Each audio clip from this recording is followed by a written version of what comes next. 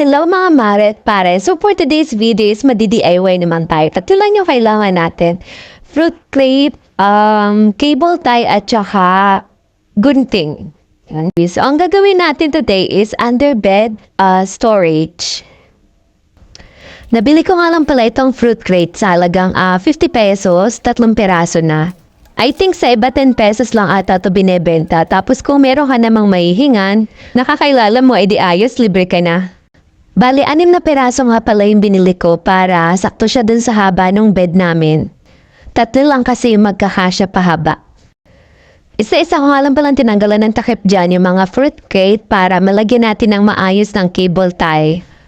Dito naman papakita ko sa inyo step by step kung paano ko pinagdikit-dikit ang ating fruit crate gamit ang cable tie.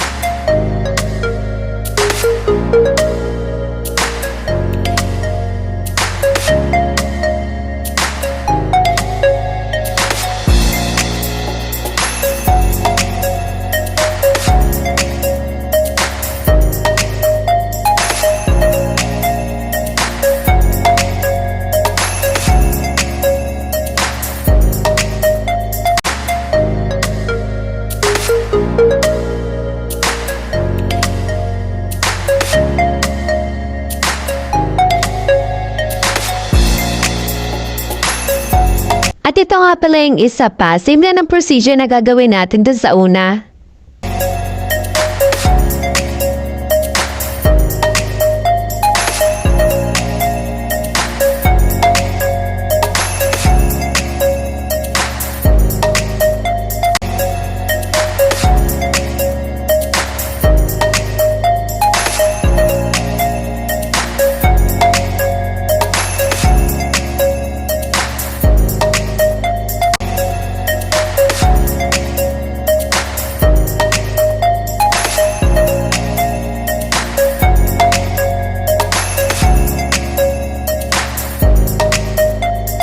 Ayan, ganito na siya. O, diba? Si Tali talaga.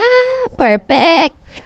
Ay, after nga, gugupitin natin yung mga cable tie. Yan.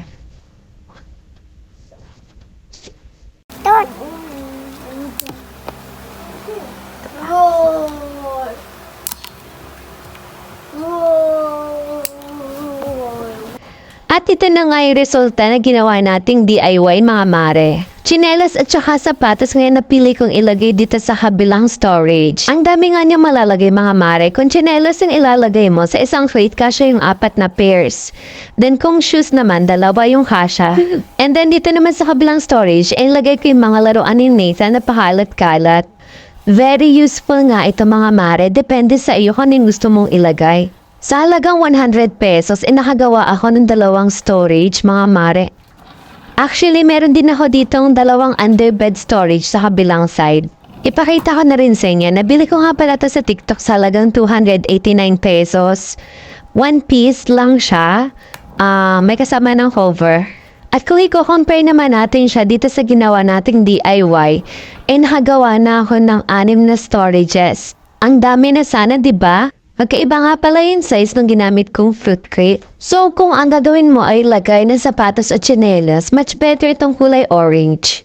At kung ang gusto mo naman ay mas mataas, mas okay itong puti. Nilagay ko na rin pala yung sukat ng nabili ko sa TikTok. Sobrang natuwa talaga ako dito mga mare and napakadali pa niyang gawin. Follow for more DIYs.